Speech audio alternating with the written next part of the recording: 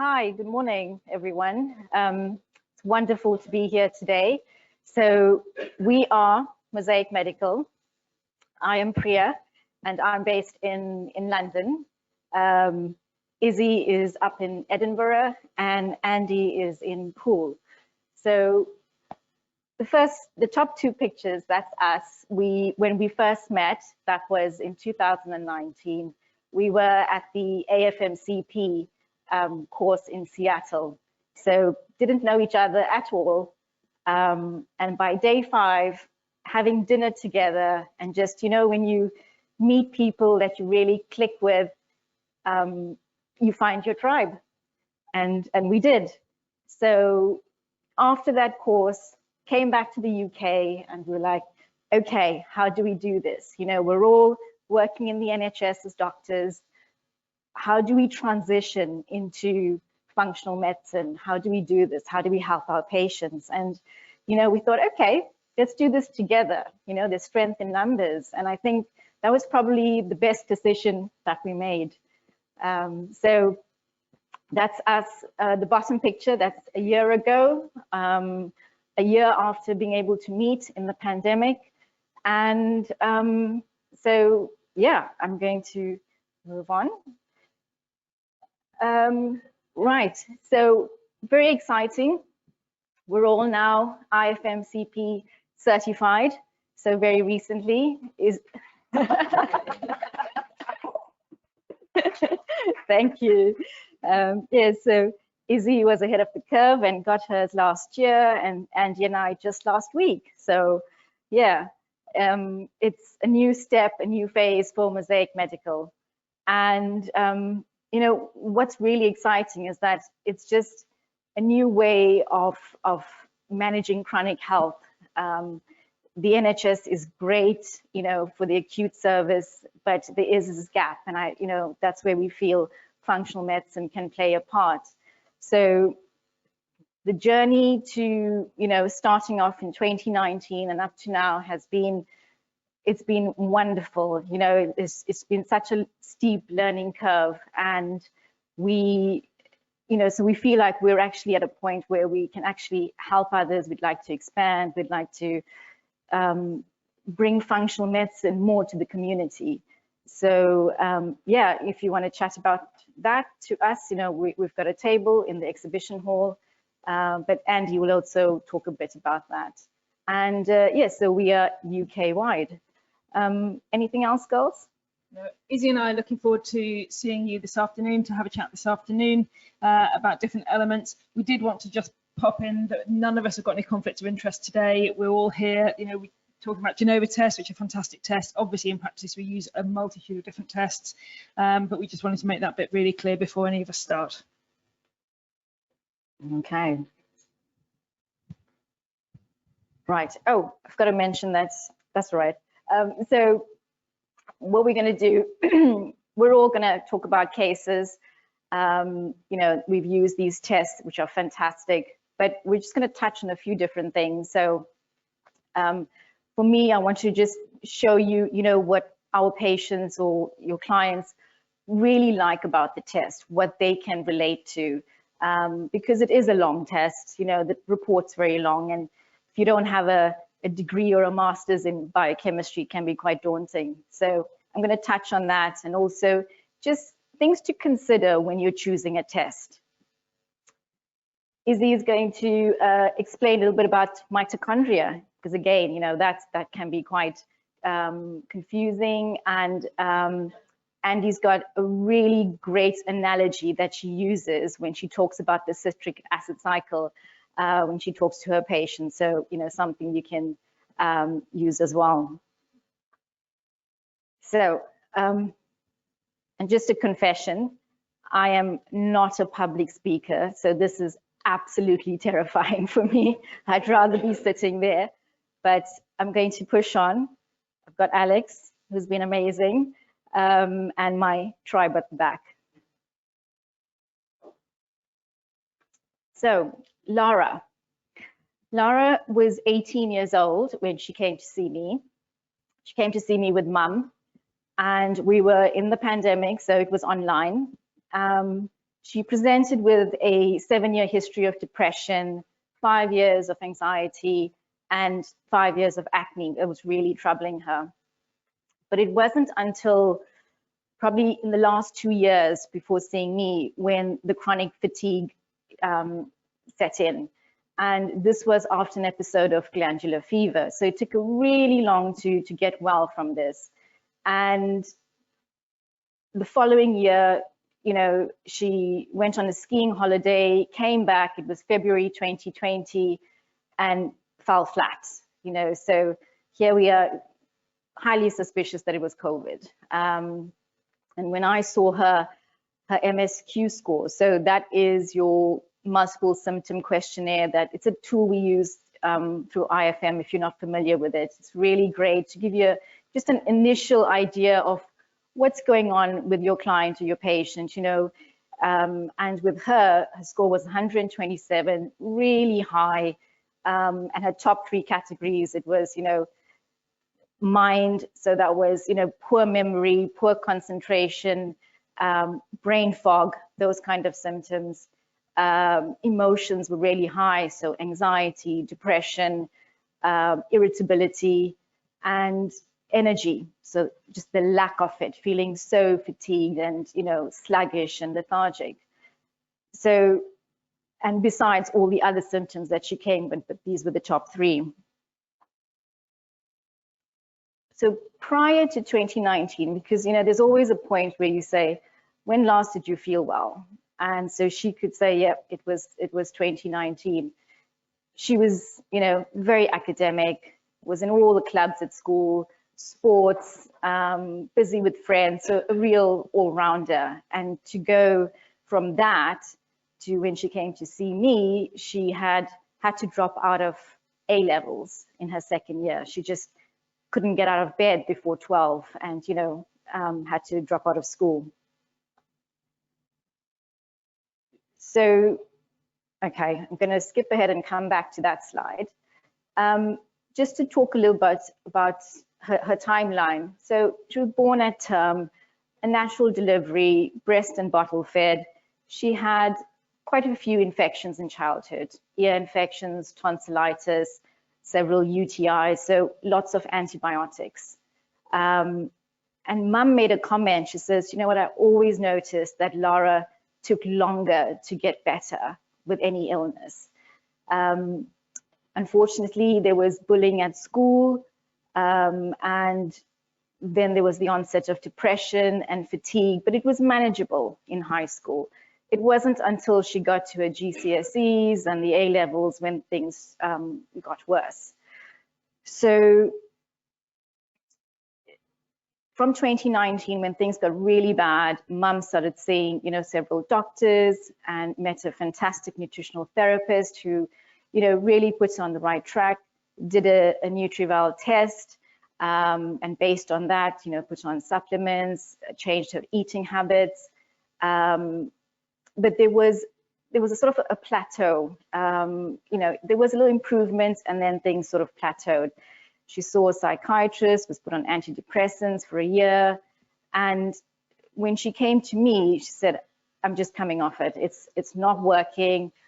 Actually, I feel worse on it. And, you know, so like, okay. And she had already made the decision. So her nutritional therapist got in touch with me and said, okay, you know, I'm stuck.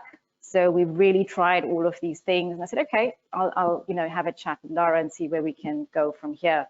And, you know, we're all 3 of us at Mosaic very happy to work alongside nutritional therapists, health coaches. You know, it's a community. And at the end of the day, it's all about the patient or your client.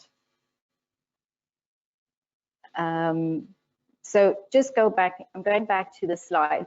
So this is what we call the matrix, the functional medicine matrix. So, you know, I've got her to fill in some questionnaires, got all her history, got a summary from her GP, you know, spoke to the nutritional therapist, and, you know, this just makes it all nice and neat and organized, and you can actually see what's going on, you know, what was sort of the triggering factors, what's keeping her symptoms going.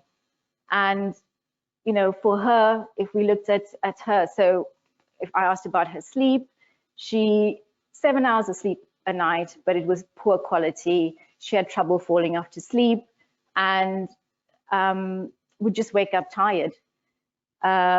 Exercise and movement, you know, the most she could manage was actually walking the dog almost every day. So it wasn't even every day.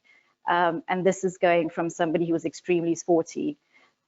She would feel sore and tired after exercise. Nutrition, she at that point had, you know, said, okay, if I eat carbs and wheat, I feel tired. I should just feel tired eating it. And she was high protein, her diet at the time, was craving sweet things, milkshakes, cheesecakes, chocolate, and red meat. So her go-to was a Big Mac without the bun. And it was an easy thing to do, you know, so if mum wasn't at home with a meal, you know, it's delivery of a Big Mac, and she was just craving that. Lots of stress. It was her health that was stressing her out. She was on antidepressants, but that wasn't really helping her. And relationships. So she lived at home with her parents and her younger siblings, and you know, the friendships were diminishing because she wasn't at school anymore. So this was obviously affecting her mental health.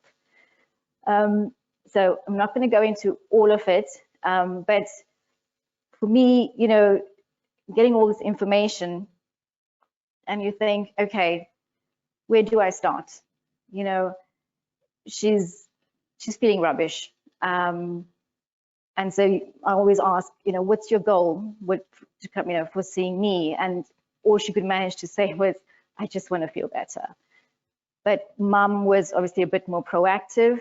Mum has a history of chronic fatigue, so she was very aware of these symptoms, and, you know, aware that food is medicine. So she wanted to know, is there an issue? You know, we've been working with a nutritional therapist, we've been taking the supplements, trying to eat as good as possible, but Lara's not feeling any better. So, you know, my initial thoughts, I was like, okay, 18-year-old, not feeling great. And I thought, okay, if I could just increase her energy, you know, she could do more, she'd feel better.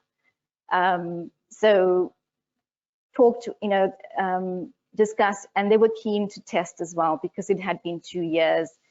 And so I was thinking, okay, do I, you know, start with the gut? Is there something going on with digestion and absorption because she's been eating well and you know, still not feeling great? Or, you know, do we look at her nutritional status, do the NutrEval because she had done that before? It would be great to compare.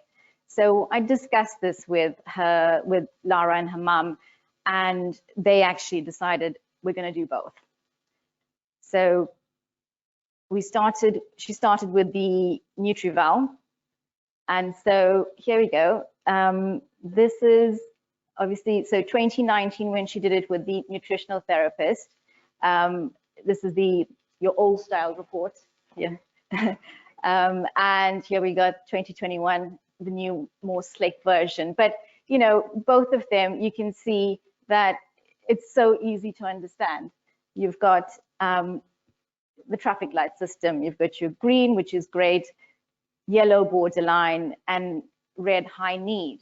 And so in the 2021, there's a few more analytes that were measured, but if you just had to compare, you know, what was measured in 2019 versus 2021, there's not much of a shift there. And actually with some of them, like the magnesium and the manganese, it's actually gotten worse.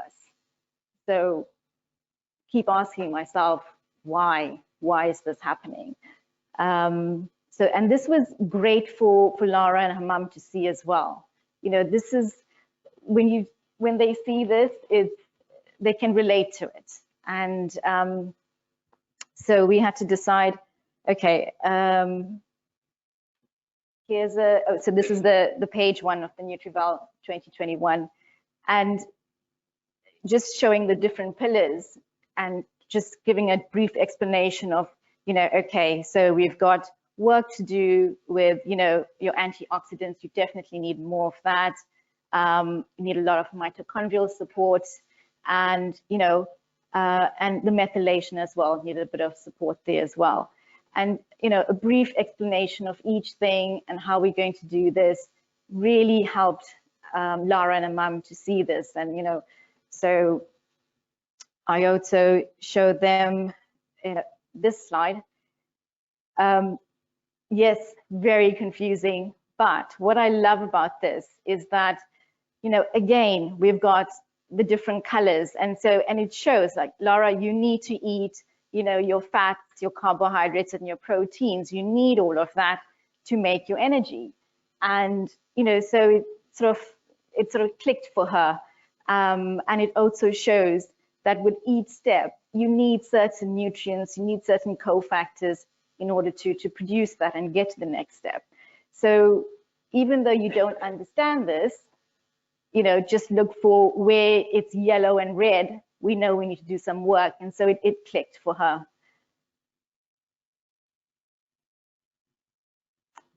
And then showed her this bit, the malabsorption and the dysbiosis markers. So again, not too bad, but, so we've got, if you're looking at your malabsorption there, borderline, but, so I was thinking, okay, is it either is incomplete digestion of certain amino acids, or is it that she's eating too much of these proteins? And so when you have test results, you do need to, use it in conjunction with your patient. So you're going to ask them, and their symptoms. So it's not just treating based on test results. So in her case, I just felt it was probably incomplete digestion, because when I asked her about eating and digesting, she was a fast eater, very stressed out, and so I felt it was more based on that. A little bit of dysbiosis picking up there, and I thought, okay, it's good we're doing the stool test, we'll see more. And also this marker, D-arabinitol, I don't know if I said that correctly, but this was pretty high, and quite suggestive of a candida in overgrowth. I thought, okay, and mum was also, like I said, she's got CFS, and so she's read up a lot, and so the first thing she was like, should we do an anti-candida diet? And I was like, okay, just let's look at it all. There's lots of things, there's lots of nutrients that are missing, and I would rather we add in stuff than take away, but also just be mindful of the refined sugars and carbs and things like that the yeast love. And to do this, with the nutritional therapist. So it's done in a way where she was still getting good amounts of good fats, proteins, and carbs. So yeah, so my initial recommendations, thought, okay, for me, digestion is a big thing. If you could be eating fantastically and taking all the supplements, but if you're not digesting it, you're not absorbing it. So I really focus on that with every patient, talk about chewing, being in, just being in a calmer parasympathetic state when you're eating, which is not always possible. We're on the go, but, as much as possible, avoid TV screens and that kind of thing. And I did supplement with some enzymes for her, some digestive enzymes. I also wanted to just change her supplements as well, just to help with absorption. I thought, okay, let's just change to liquid and powder based, just to increase that absorption. Spoke to her nutritional therapist and said, let's focus on, all the nutrients that she was deficient in, and also make sure, nothing that the yeast will love as well. So, and so we said, okay, let's try all of this, and then we'll meet again with the GIFX stool results. So 2 months later, and just with those little tweaks, so just really concentrating on her digestion, really concentrating on her foods and choices, and the change in the supplements, her score went down from 127 to 73. And I thought, yay, okay, this is good. And the most important thing is that she felt the difference. So, you know, she was actually a bit more engaged with me in this conversation. So our second consultation, the first one, you know, you can tell by body language, and she was sort of just there because mum said, we need to go and see Priya. And here she was like, actually, look, I am, you know, her mood was better, so there were more good days than bad. She was managing to do Pilates twice a week, and falling off to sleep a lot easier, and having a deeper sleep. So I thought, okay, this is good. And so we had her GI effects, stool results as well to discuss. And, you know, so as you can see again, great test with all the different pillars, but it was the dysbiosis that came up that needed work. So, and you know, there was the maldigestion 3, so not bad. So obviously whatever she'd been doing was definitely helping. And it was great for her to see that as well. You know, so often, you know, people go away, you see a doctor, you go away, it's like, I've got to do X, Y, and Z. But if you can see the results, you know, she was then, okay, more confident in what I was saying and more compliant as well. So we worked on the dysbiosis.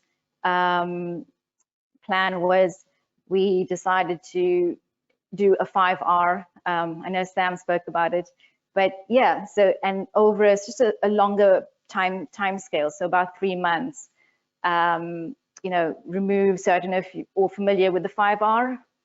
Yeah, okay, great, then I don't need to go into it.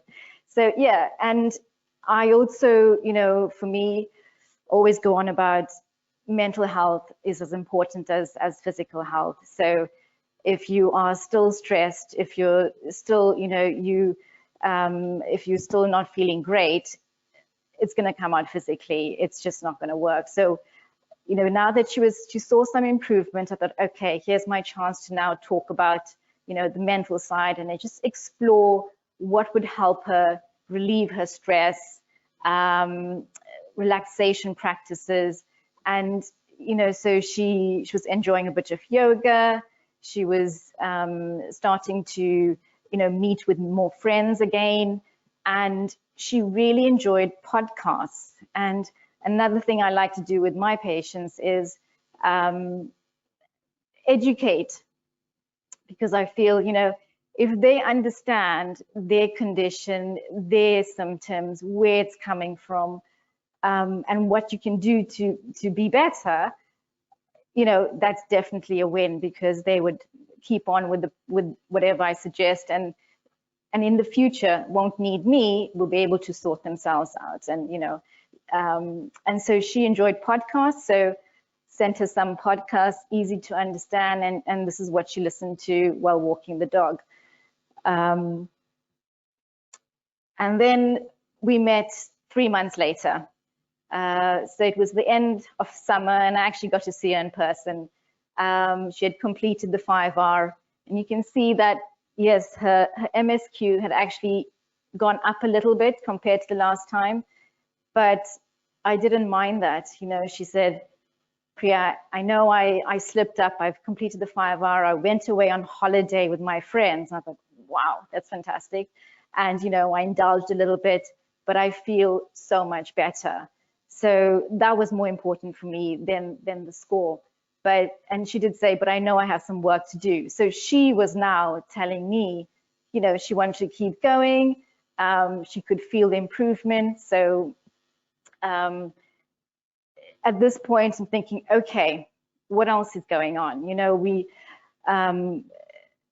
why are we sort of at the 82 mark, and why, you know, what else is going on? Is it thyroid? Is it autoimmune? Is there mold? You know, so you got to go back to your matrix, go back to the questionnaires, keep asking questions. And, you know, she had some blood work done, so we excluded, thyroid and autoimmune conditions. But actually in conversation, what came up is that they had a holiday home, and which they frequented quite, often during the year, weekends, holidays. And the one day when they walked in, it was Christmas, and this was the Christmas just before she fell ill in 2019. The ceiling had collapsed, and when they walked in, it was just damp wood, moldy. And she, in the bedroom where she was sleeping, she was on a bunk bed and she was on the top bunk, and that corner of the ceiling was the worst. So I was like, oh my goodness, we've got to think about mold here, mold exposure. So I did talk about this in the consultation, but I was getting a little bit of, maybe a little bit of, not resistance, but Mum and Lara weren't really convinced, and said, okay, maybe. They were, thinking, oh, we want to see where Lara is in terms of her nutrition status. So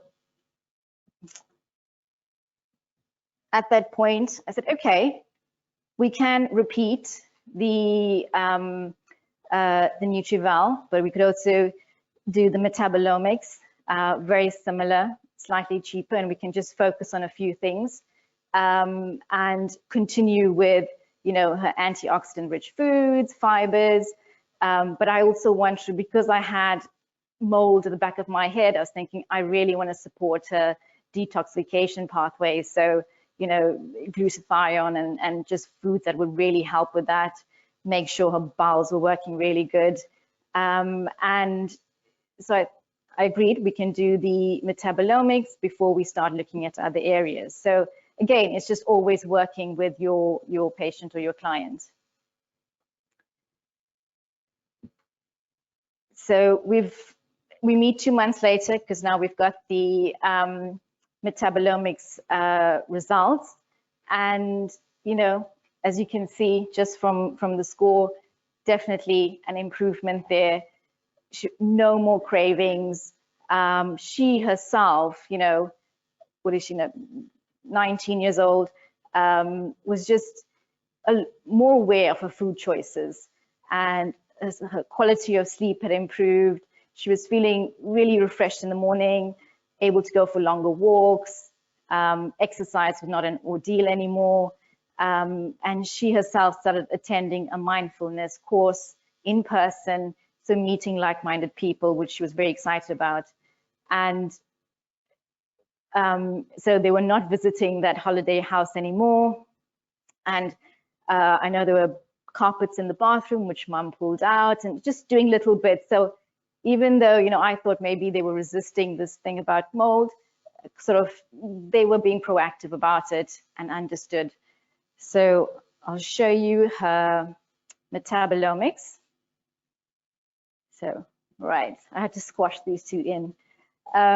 So this is just 6 months apart. So, and so we here, March 21 and September 21. And just looking at, so again, this is what your clients and your patients would love to see as well. If you can, for her, the oxidative stress, it went down a notch to 7, from 8 to 7, but really pleased, when I showed her, okay, look, your mitochondria are really working well now, absorbing all the nutrients. We've made such good progress. It's gone from an 8 to a 4, so not needing much support anymore. And also with the methylation going from a 6 all the way down to a 0. So again, it was just giving her more evidence of, everything that she was doing really working well for her. And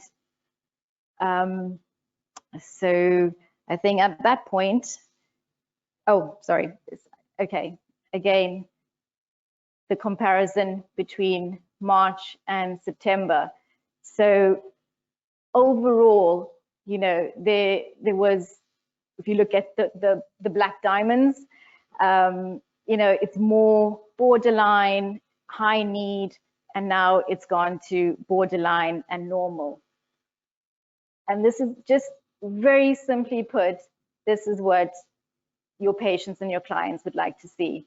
And it's just beautifully presented there. So, you know, and this is September last year, so I was like, okay, we're on the right path here, but we just need to see what else is driving that oxidative stress. So we chatted about that, encouraged her to continue with her eating habits. You know, Mum was really super about everything. She was all on board, cooking up a storm, and just got all the help from a nutritional therapist in terms of recipes. And I would just bang on about digestion. I always do that.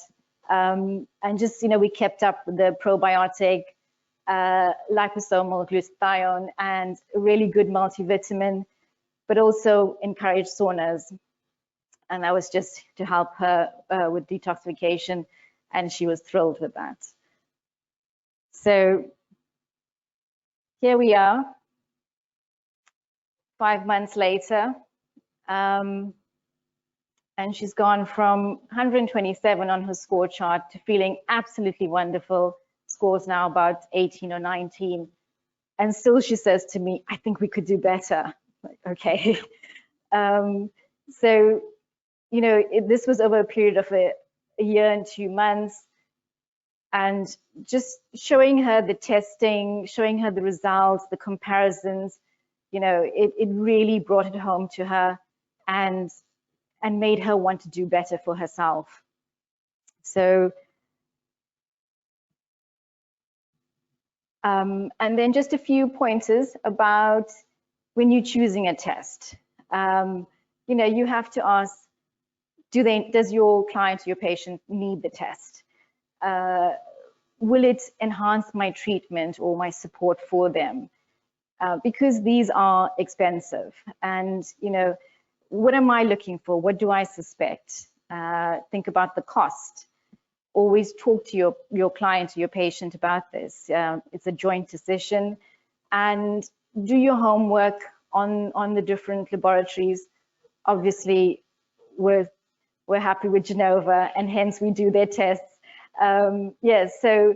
And always speak to the support staff. You know, when you're stuck about the test and things, I know, always talk to Alex, what should I do? This patient, we've got, yeah, and the other staff as well. So just a few pointers there. And yeah, that's us. Thank you very much.